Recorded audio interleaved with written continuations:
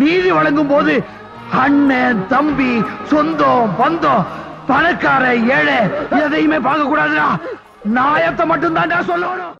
அனைவருக்கும் வணக்கம். தமிழ்நாடு முழுமைக்கு இருக்கக்கூடிய நீதிமன்றங்கள்ல அரசு தரப்பு வழக்கறிஞருடைய பதவிக்காலம் முடிவடைந்த நிலையில புதிய அரசு தரப்பு வழக்கறிஞர்களை தாவேக அரசு நியமனம் செய்து வருகிறது. இந்த நியமனத்தில் மிகப்பெரிய முறைகேடு நடந்துக்குது.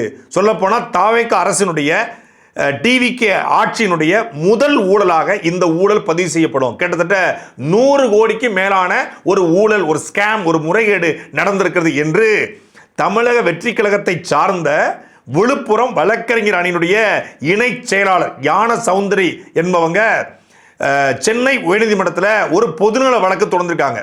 இப்படி வழக்கறிஞர் நியமனத்தில், அரசு தரப்பு வழக்கறிஞர் நியமனத்தில் 30 லட்ச ரூபாய் பணம் வாங்கி கொண்டு இவங்க போஸ்டிங் போடுறாங்க. தமிழ்நாடு முழுமைக்கும் இது நடந்திருக்கிறது. சட்டத்துறை செயலாளர், தாவேக்காவோட பொதுச் செயலாளர் புஷி ஆனந்த், விழுப்புரம் மாவட்ட செயலாளர், இவங்க எல்லாருக்குமே இதுக்கு உடந்த அப்படின்னு குற்றச்சாட்டு முடிஞ்சிருக்காங்க. அதே போல தாவேக்காவை சார்ந்த உயர்நீதிமன்ற வழக்கறிஞர் ரமேஷ் மணிகண்டன் என்பவர் ஒரு காணொலியாக வெளியிட்டு தமிழ்நாடு முழுக்க இந்த ஸ்கேம் நடக்குது அப்படின்னு அவரும் சொல்லியிருக்காரு. விசாரிச்சு பார்த்ததுல கிட்டத்தட்ட தமிழ்நாடு முழுக்க எல்லா தொகுதிகளிலுமே நீதிமன்றங்கள் இருக்கு. கீழமை நீதிமன்றங்கள், சார்பு நீதிமன்றங்கள், மாவட்ட நீதிமன்றங்கள், அப்புறம் உயர்நீதிமன்றங்கள். உயர்நீதிமன்றத்தில் மட்டுமே அரசு தரப்பு வழக்கறிஞர் சிவில் மற்றும் கிரிமினல்ல 140 அரசு தரப்பு வழக்கறிஞர்களை நியமனம் செய்யும் சொல்லி உயர்நீதிமன்றத்தில் சொல்லியிருக்காங்க, தேவைப்படுதுன்னு சொல்லி. ஏன்னா அவங்களோட பதவிக்காலம் முடிஞ்சிருச்சு.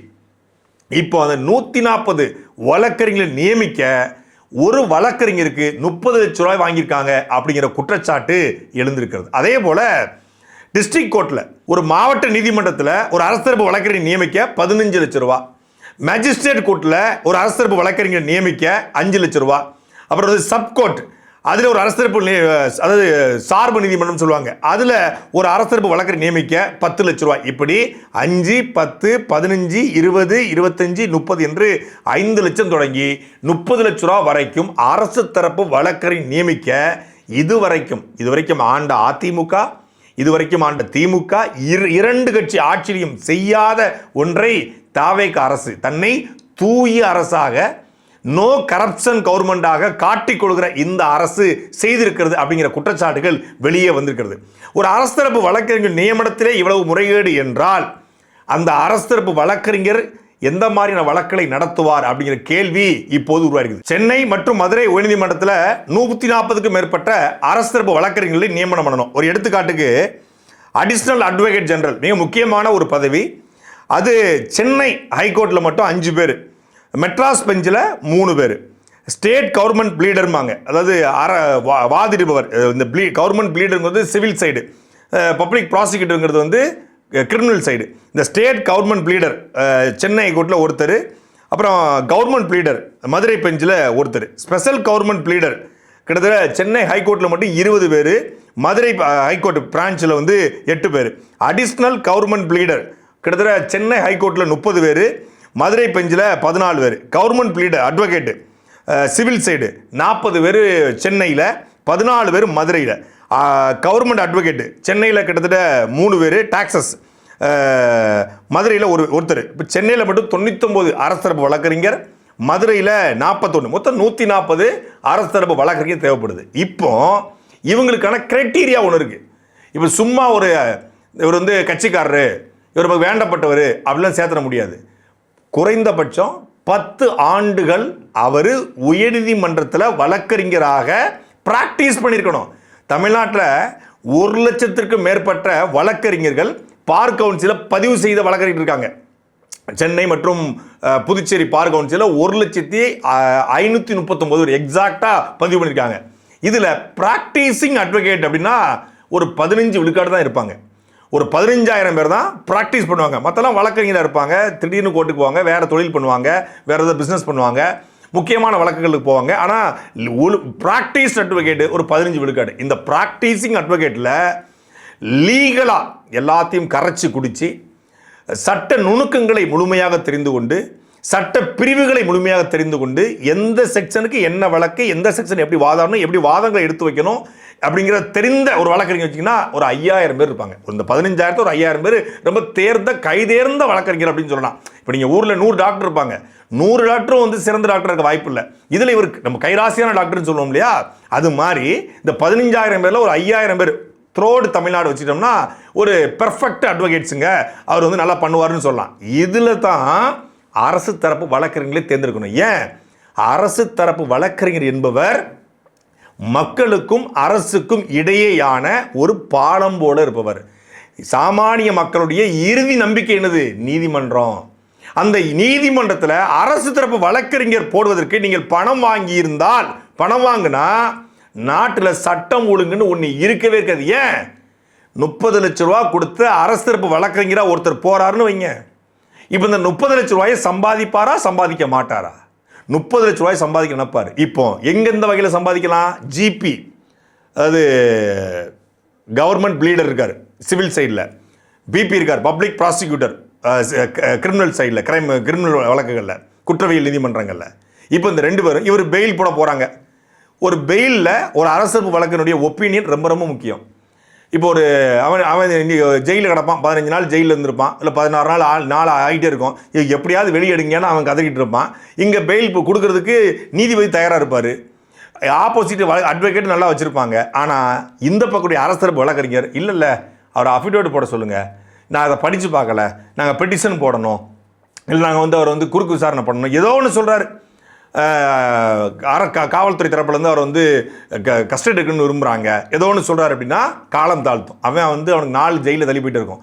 இப்போ இதுக்கு இந்த நியாயமான ஒரு அரசு வழக்கறிஞராக இருந்தால் சரி, 15 நாள் உள்ள ரிமாண்டில் இருந்திருக்காரு, எங்களுக்கு வந்து அப்ஜெக்ஷன் இல்லைங்க, அவர் வெளியே வந்து முறைப்படி கண்டிஷன் பெயில் கொடுத்தீங்கன்னா கண்டிஷன் பெயிலை கையெழுத்து போடட்டும் அப்படின்னு சொல்லுவாங்க. இல்லை அப்படின்னா பெயிலுக்கு இவ்வளவு காசு என்று ஒதுக்கப்படும். அரசு தரப்பு வழக்கறிஞர்கள் இதை வாங்குவாங்க. நியாயம் இல்லாத அரசு தரப்பு வழக்கறிஞர் இருந்தால், பணம் கொடுத்து அந்த வேலைக்கு போயிருந்தா, இப்படி இந்த மாதிரி ஒரு லீகல் ஒப்பீனியன் வாங்கினா கூட அரசு தரப்பு வழக்கறிஞர்களுக்கு குறைந்தபட்ச ஒரு பணம் கொடுக்கப்படுகிறது. இப்படி தமிழ்நாடு முழுமைக்கும் பணத்தை வாங்கிட்டு போஸ்டிங் போட்டால் அந்த அரசு தரப்பு வழக்கறிஞர் பணம் வாங்குவாங்களா, பணம் வாங்க மாட்டாங்களா? பணம் வாங்குறது கூட விடுங்க, எல்லாரும் பணம் வாங்குறது இல்லைன்னு கூட வச்சுக்கலாம். ஆனால் ஒரு அரசு தரப்பு வழக்கறிஞருக்கு லீகலி சட்டத்தை பற்றி முழுமையாக தெரியாமல் இருந்திருந்தா, பிராக்டிஸ் பண்ணாத அட்வொகேட்டாக இருந்து அவருக்கு பணம் வாங்கி கொண்டு அவருக்கு போஸ்டிங் போடப்பட்டிருந்தா, ஒரு கார்ப்பரேட் நிறுவனம் ஏதோ ஒரு கம்பெனி வைக்கிறான், மக்களுக்கு இடையூறாகவோ இல்லை சுற்றுச்சூழலுக்கு மாசு ஏற்படுற மாதிரியோ இல்லை நீர்நிலத்தை நாசமாக்குற மாதிரியோ ஒரு கார்ப்பரேட் கம்பெனி அதை எதிர்த்து பொதுநல வழக்கு போகுதுன்னா, இந்த அரசு தரப்பு வழக்கறிஞர் சரியான வாதங்களை எடுத்து வைக்கலாம், அந்த கார்ப்பரேட் கம்பெனி அடித்து போயிட்டே இருப்பான். சரியான அட்வொகேட் அந்த இடத்துல இல்லாமல் இருக்குது அப்படின்னா அந்த கார்ப்பரேட் கம்பெனிக்கு ஒன்று காசை கொடுத்து அடிப்பான், இல்லை ஈஸியாக வாதங்களை வச்சு அவன் பெரிய ஒரு அட்வொகேட்டை கொண்டு வருவான், ஒரு பெரிய சீனியர் அட்வொகேட்டை கொண்டு வருவான், மும்பையிலேருந்து கூட இறக்குவான், இல்லை சென்னையிலேருந்து கூட கொண்டு வருவான், இல்லை மதுரையிலேருந்து கொண்டு போய் இறக்குவான், இறக்கி வச்சு வாதங்களை வைப்பான். இங்கே எதிர்த்தரப்பில் வாதம் வைக்கிறதுக்கு சரியான ஆள் இல்லை அப்படின்னா அவன் எளிதாக வென்று போயிடுவான். இது மிகப்பெரிய மக்களுக்கு இடையூறு ஏற்படும். இன்னொன்று, பெயில் இந்த மாதிரியான கொலை வழக்கில், கொள்ளை வழக்கில், பாலியல் வன்கொடுமை வழக்கில், திருட்டு வழக்கில் இந்த அரசு வழக்குடைய வாதங்கள் சரியாக வைக்கப்படலாம், எளிதாக ஜாமீனில் வெளியே வருவான், மீண்டும் அவன் வந்து அதே தவறு செய்வான். அப்போ சட்டம் ஒழுங்கு சீர்கேடு ஏற்படும். அப்போ அந்த அரசு தரப்பு வழக்கினுடைய ரோல் என்பது மிக மிக மிக மிக முக்கியமானது. ஒரு சாதாரணமாக ஒரு பட்டா இஷ்யூ இருக்குது அப்படின்னா அது ஒரு கோர்ட்டுக்கு போகுதுன்னா அங்கே அரசு தரப்பு வழக்கினுடைய ஒப்பீனியன் தான் ரொம்ப ரொம்ப முக்கியம். ஒரு சாமானிய மனிதனுடைய தலையெழுத்தை தீர்மானிக்கிற இடத்துல அரசு தரப்பு வழக்கறிஞர்கள் இருக்காங்க. அப்போ அந்த வழக்கறிஞர் போஸ்ட்டை எவ்வளவு பார்த்து போடணும்? உயர்நீதிமன்றமாக 10 ஆண்டுகள் ப்ராக்டிஸ் பண்ணியிருக்கணும், மாவட்ட கீழமை நீதிமன்றங்களாக 7 ஆண்டுகளுக்கு குறைவில்லாது அவர் வழக்கறிஞராக ப்ராக்டிஸ் பண்ணியிருக்கணும். அப்படி இல்லாமல் இதில் வந்து அந்த கிரைட்டீரியா ஃபாலோ பண்ணியிருப்பாங்கன்னு நினைக்கிறேன். இங்கே என்ன பிரச்சனைனா, தமிழக வெற்றி கழகத்தை சார்ந்த பல பேருக்கு இங்கே கொடுக்கப்படலை. ஆனால் இந்த 7 ஆண்டுகள் 10 ஆண்டுகள் தமிழக வெற்றி கழகத்துக்கு யாருக்கும் பல பேருக்கு வரலை. அப்படியே இருந்தாலும் அவங்ககிட்ட பணம் இல்லாத, பொருளாதார வலிமை இல்லாதவங்களுக்கு கொடுக்கப்படலை. யாருக்கு கொடுக்கப்பட்டிருக்குன்னா, ஏற்கனவே அந்த நீதிமன்றங்களில் ஜிபியாகவோ பிபியாகவோ இருந்த, இல்லை இன்ஃப்ளூயன்ஸ் பண்ண, இல்லை இந்த புஷி ஆனந்த் அண்ட் கோ இவர்களை குசிப்படுத்தின இவங்களுக்கு தான் கொடுக்கப்பட்டிருக்கு. குறிப்பாக இந்த உயர்நீதிமன்றம், அதே போல் அரசு தரப்பு சட்டத்துறை செயலாளர் இவங்க ஆலோசித்து தான் இந்த 140க்கும் மேற்பட்ட அரசு வழக்கறிஞர் நியமனம் பண்ணணும். மாவட்ட ஆட்சியரும் மாவட்ட நீதிபதிகளும் ஆலோசனை செய்து அவர்கள் இந்த பட்டியலை வெளியிடணும். ஆனால் அந்த ப்ரொசீஜரே கிடையாது. ஒரு கட்சி எந்த கட்சி ஆட்சிக்கு வந்தாலும் அந்த கட்சி ஒரு பட்டியலை கொடுத்துச்சுன்னா அப்படியே மாவட்ட ஆட்சியர் அதை வெளியிட்டுவார். இங்கேயும் அதான் நடந்திருக்கு. திமுக அதிமுகவை பொறுத்தளவில் திமுகவிலேயே அதிமுகவிலே வழக்கறிஞர் அணி இருக்கும், லீகல் விங்கு ஸ்ட்ராங்காக இருக்கும். அந்த வழக்கறிஞர்கள் குறைந்தபட்சம் 7 ஆண்டுகள் 10 ஆண்டுகள் 15 ஆண்டுகள் 20 ஆண்டுகள் வந்து உயர்நீதிமன்றங்களில், மாவட்ட நீதிமன்றங்களில், சார்பு நடுவர் நீதிமன்றங்களில் அவங்க பணிபுரிஞ்சிருப்பாங்க. அவங்களுக்கான ப்ராக்டிஸ்க்கான அந்த ப்ராக்டிஸிங் இருக்கும். அதனால் அந்த அடிப்படையில் திமுக காரங்களுக்கு, அதிமுக வந்த அதிமுக காரங்களுக்கு, திமுக வந்த திமுக காரங்களுக்கு, திமுகவுடைய வழக்கறிஞர் அணியில் பொறுப்பில் இருக்கவங்களுக்கு நேரடியாக அவங்க அரசர் வழக்கறிஞராக போட்டுருவாங்க. இங்கே என்ன பிரச்சனைனா, கட்சி தொடங்கி 2 வருஷம் தான் ஆச்சு, வழக்கறிஞர் அணி தொடங்கி ஒரு வருஷம் தான் ஆச்சு. இவங்களுக்கு எந்த அனுபவமும் கிடையாது. வழக்கறிஞர் அணி அப்படி ஸ்ட்ராங்காக கிடையாது. அதன் காரணமாக ஒரு மிகப்பெரிய வசூல் வேட்டையில் இறங்கி தகுதியில்லாத நபர்கள் தமிழ்நாடு முழுமைக்கும் அரசு தரப்பு வழக்கறிஞர்களாக நியமனம் செய்யப்பட்டிருக்காங்க. அப்படிங்கிறது தான் தாவைக்காவுடைய வழக்கறிஞர் அணி இணைச் செயலாளர் யான சௌந்தரியுடைய குற்றச்சாட்டு. பொதுவாக ஒரு கட்சி ஆளுங்கட்சியாக வந்திருக்கு, திமுக காட்டும் அதிமுக காட்டும், அமைச்சர்களுடைய ஊழல்கள் பேசப்பட்டிருக்கு. ஏன்னா ஒரு துறையில் இருக்காங்கன்னா அந்த துறை சார்ந்த ஏதோ ஒரு நிகழ்வுக்கு, துறை சார்ந்த திட்டத்திற்கு ஒரு கமிஷனை அமைச்சர்கள் வாங்குவாங்க. அமைச்சர்கள் கையூடல் பண்ணி தான் பார்த்துருக்கோம். மாவட்ட செயலாளர்கள் கையாடல் பேசப்படுவதே கிடையாது. அதுதான் பெரிய கையாடல். தாவைக்கால சில அமைச்சர்கள் பணம் வாங்குறது இல்லை அப்படின்னு சொல்லி வெளிப்படையாக சொல்கிறாங்க. நம்மளும் துறை சார்ந்த அதிகாரிகள் கேட்கும்போது சில அமைச்சர்கள் வாங்குறது இல்லைங்க, அப்போ மற்றவங்கெல்லாம் கொடுத்ததை வாங்கிக்கிறாங்க. போன ஆட்சியில் கேட்டதை கொடுத்தாகணும், இந்த ஆட்சியில் கொடுத்ததை வாங்கிக்கிறாங்க. போன ஆட்சி ஃபிக்ஸ்டு ஆட்சி, இது ஃப்ளெக்சிபிள் ஆட்சி அப்படின்னு சொல்கிறாங்க. குறிப்பாக நீர்வளத்துறை, எப்படி தமிழ்நாட்டுடைய நீர்வளத்துறையில் ஒரு டெண்டர் விடுறாங்க. என்ன சொல்கிறாங்க, இந்த மான்சூனுக்கான ஒரு டெண்டர், ப்ரீ மான்சூன் டெண்டர். அது வந்து டெண்டர் மாதிரி விடாமல் ஒரு என்ன சொல்கிறது, ஒரு இதாக கொடுப்பாங்க. சின்ன சின்ன வேலைகளை செய்வதற்கு ஏற்கனவே செய்து கொண்டிருந்த ஒப்பந்தக்காரர்களை அழைத்து அந்த வேலையை கொடுப்பாங்க. அது ஒரு டெண்டர் மாதிரி இல்லாமல், டெண்டர்னா வந்து வெளிப்படையாக அறிவித்து பல பேர் கோட் பண்ணி வர்றது. இது டெண்டர் மாதிரி இல்லாமல் ஏற்கனவே இருந்தவங்களுக்கு இந்த சின்ன சின்ன ஒர்க்கை பண்ணிக்கோங்க அப்படின்னு ஒரு ப்ரீ மான்சூன் ஒரு ஒர்க்கு. இதற்கு ஏற்கனவே உங்களுக்கு பில் இருந்தால், போன ஆட்சியில் பில் இருந்தால் அதை கிளியர் பண்ணுறதுக்கு 3%. இப்போ புதுசாக இருக்கிற இந்த கான்ட்ராக்டுக்கு 10% கமிஷன் வாங்கப்பட்டிருக்கிறது. குறிப்பாக புஷியானந்தருடைய நேரடி கண்காணிப்பில் இருக்கக்கூடிய அந்த துறையில் குரு, ஜேபி என்று அழைக்கப்படுகிற ஜெயபிரகாஷ், அவர் டிரைவர் மணி, இந்த 3 பேரும் வசூல் வேட்டையில் இறங்கியிருக்காங்க அப்படிங்கிற தகவல்கள் இப்பொழுது வெளியே வந்து கொண்டிருக்கிறது. குரு, ஜேபி என்கிற ஜெயபிரகாஷ், டிரைவர் மணி. இது புஷியானந்துக்கு தெரியாமல் அவங்க வாங்கிட முடியுமா? இல்லை தெரியாமல் வாங்கிட்டாங்கன்னா புஷியானந்த் அவேர்னஸே இல்லாமல் இருக்காருன்னு அர்த்தமா? நாங்கள்லாம் கரப்ஷன் ஃப்ரீ கவர்மெண்ட்டு, கரைபடியாத கரங்களுக்கு சொந்தக்காரர்கள், தூய ஆட்சி, தூய்மையான ஆட்சி, நேர்மையான ஆட்சின்னு சொல்லி கான்ட்ராக்டரில் கமிஷன் வாங்குவதற்கு துணிந்து இறங்கியிருக்கிறது நீர்வளத்துறை. அதே போல் பல்வேறு துறைகளை சொல்லலாம். எடுத்துக்காட்டு சாம்பிளுக்கு சொல்கிறேன். சில துறைகளில் வேணாங்க, எதுக்கு வேணாம், மாட்டிக்குவோம். அதாவது வாங்கக்கூடாதுன்னு இல்லை, வாங்கினா மாட்டிக்குவோன்னு சில பேர் வாங்காமல் இருக்காங்க. சில பேர் வாங்கிடலாம், யாரை வச்சு வாங்குறது, யாருக்கிட்ட வாங்குறது, எவ்வளவு வாங்குறது, எங்கே வைக்கிறது, இதை எப்படி சேவ் பண்ணுறது தெரியலையே. வாங்கணும்னு ஆசையாக இருக்குது, செலவுக்கும் காசு தேவைப்படுது, ஆனால் மாட்டிக்கக்கூடாத, இந்த சாட்டை மாதிரி எவனா ஒருத்தன் எடுத்து சொல்லிடக்கூடாத அப்படின்னுக்காக வாங்காமல் இருக்காங்களே ஒழிய, இது கரப்ஷன் ஃப்ரீ கவர்மெண்ட்டு, கரம்படாத அப்படிலாம் ஒன்றுமே கிடையாது. அப்படின்னா மாவட்ட செயலாளர்கள் மட்டும் 80 கோடி ரூபாய் இந்த அரசு தரப்பு வழக்கறிஞர் நியமனத்தில் முறைகேடு பண்ணியிருக்காங்கன்னு சொல்லி நியூஸ் 24/7 இன்னைக்கு ஒரு காணொலியாகவே பதிவு பண்ணிருக்கு. அதாவது தாவேக அரசிற்கு முரட்டுத்தனமாக முட்டு கொடுப்பதில் முனைவர் பட்டம் பெற்றவங்க நாங்களா அப்படின்னு சொல்லி ஒரு வார் ரூம் வைத்து தாவேக்காவோட வெற்றியை கொண்டாடி சியர்ஸ் சொன்ன நியூஸ் 24/7, அதாவது ஆதவர்ஜுனா நடத்தக்கூடிய வாய்ஸ் ஆஃப் காமனுக்கு இணையாக ஒரு ஐடிவிங்காக ஒரு விர்ச்சுவல் வாரியராகவே செயல்பட்ட, அதில் நெல்சனை தவிர, நெல்சன் மட்டும் தான் டிஎம்கேயோட ஆள், நெல்சனை தவிர மற்ற எல்லாருமே கிட்டத்தட்ட தாவேக்காவோட ஆள். தாவேக்கா ஜெயிச்சனைக்கு குத்தாட்டம் போட்டாங்க. அந்த அளவுக்கு தாவேக்காக வேலை பார்த்த நியூஸ் 24/7 80 கோடி ரூபாய் மாவட்ட செயலாளர்களுடைய இது முகம் சிவந்த விஜய் அப்படின்னு சொல்லி முதலமைச்சர் இருக்காங்க. எங்கே முகத்தை சிவஞ்சிருப்பார்? முகம் சிவந்தால் மொத்த மாவட்ட செயலும் தூக்கி எறிஞ்சிருக்கணும்ல. அதாவது ஊழல்னா ஊழல்னு சொல்லணும். மாவட்ட செயலாளர் வந்து வசூல் வாங்கிட்டாங்களாம், முதலமைச்சர் கோச்சிட்டாங்களாம். இதே வந்து மற்ற ஆட்சியாக இருந்தால் நம்ம என்ன சொல்லியிருப்போம்? தலைமைக்கு பங்கு போனது எவ்வளவு, கோபாலபுரத்துக்கு போனது எவ்வளவு அப்படின்னு கேட்குறோம்ல, அது போயிருக்கு எதோ விஷயம். அதே போல் இங்கே தலைமைக்கு எவ்வளோ போச்சு, மாவட்ட செலவு வாங்கி அவரே வச்சுக்கிட்டாரா இல்லை அமைச்சருக்கு கொடுத்தாரா, அமைச்சர் வந்து பனையூர்லையும் பாலவாக்கத்தையும் கொண்டு போய் கொடுத்தாரா அப்படிங்கிற கேள்வி இருக்குல்ல. தலைமைக்கு தெரியாமல் ஒரு மாவட்ட செலவு வாங்குறாரு அப்படின்னா அந்த மாவட்ட செலவை தலைமை தூக்கணும்ல. இல்லை மாவட்ட செலவு வாங்கினதை பற்றி தலைமை கண்டுக்காமல் இருக்குன்னா தலைமையுக்கும் மாவட்ட செலவு வாங்கி கொடுத்துருக்காரா அப்படிங்கிற கேள்வி எழுதல. தமிழ்நாடு நீதிமன்றங்களில் அரசு தரப்பு வழக்கறிஞர்களுடைய இந்த நியமனத்தில் சட்டத்துறை செயலாளருக்கு எந்த அளவுக்கு பங்களிப்பு இருக்கோ அதே போல் சட்டத்துறை அமைச்சருக்கும் பங்களிப்பு இருக்கணும். தமிழ்நாடு சட்டத்துறை அமைச்சராக மரியாதைக்குரிய திரு நிர்மல்குமார், CTR நிர்மல்குமார் அவர்கள் இருக்கார். அந்த நிர்மல்குமார் அவர்கள் வந்து பல்வேறு சாதனைகளை பண்ணியதாக 40 நாள் தான் ஆச்சு ஆட்சிக்கு வந்து. அதுக்குள்ளே தன்னுடைய வெப்சைட்டில் நான் ரோடு போட்டு கொடுத்தேன், நான் தண்ணி வைக்க கொடுத்தேன், நான் அதை பண்ணேன் இதை பண்ணேன்னு சொல்லி சாதனை பட்டியை போட்டாப்புல.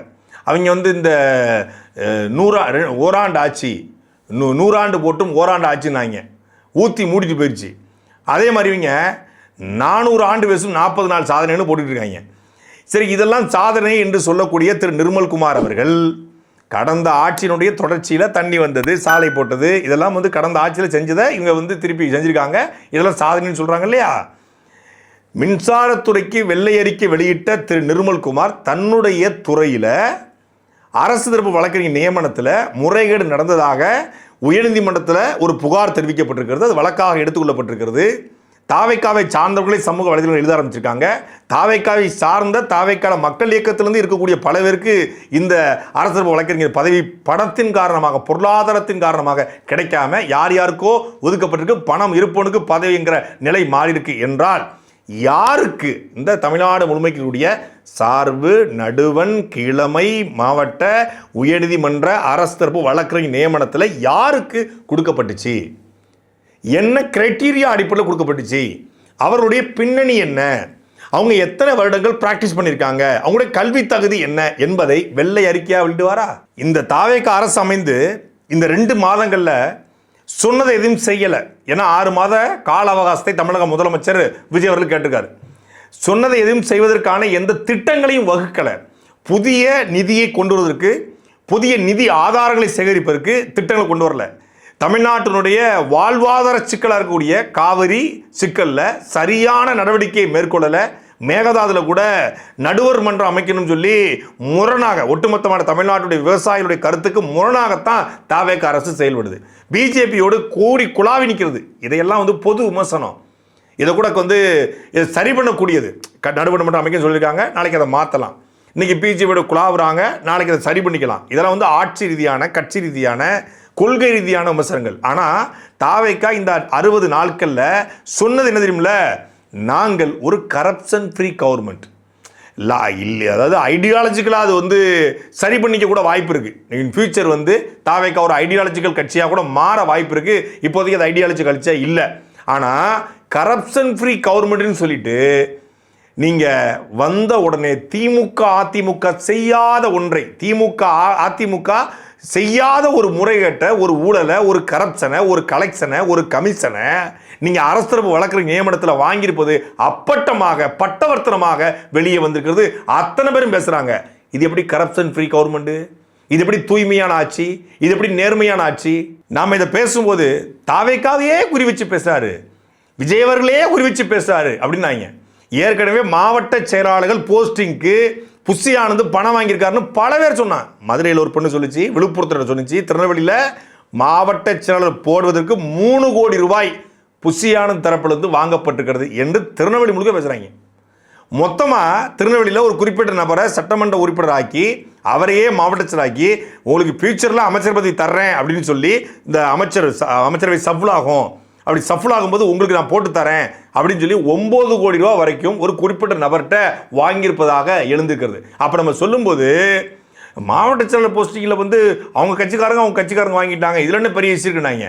இப்போ மாவட்ட செயலர் வாங்கினாங்களா, மாவட்ட செயலர் பணம் கொடுத்து மாவட்ட செயலர் ஆக்கியிருக்கான். ஓகே, பணம் கொடுத்து மாவட்ட செயலர் கொடுத்த ஆனவன் இப்போ என்ன பண்ணுறான், அரசு தரப்பு வழக்கறிஞர் போடுறதுக்கு பணம் வாங்கிட்டு இருக்கான்.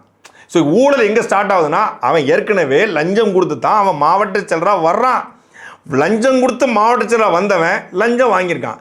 இப்போ அவன் அரசு தரப்பு வாங்கிட்டு லஞ்சம் வாங்கினா அந்த அரசு தரப்பு வழக்கறிஞர் அவர் என்ன பண்ணுவார், அவர் மக்கள்கிட்ட லஞ்சம் வாங்குவார்.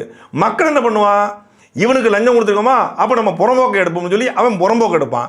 இப்படியே இது என்ன பண்ணும், வேறு வரைக்கும் ரூட் வரைக்கும் போய்கிட்டே இருக்கும். இதை அழிக்கவே முடியாது.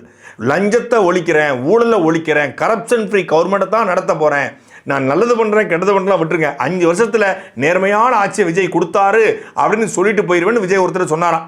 நேர்மையான ஆட்சியை கொடுக்க போகிறோம்னு. இதுதான் நேர்மையான ஆட்சியா? இவங்களெல்லாம் வச்சுக்கிட்டு தான் நேர்மையான ஆட்சியை கொடுக்க போகிறீங்களா? சாட்டை எடுத்து நாட்டை திருத்து.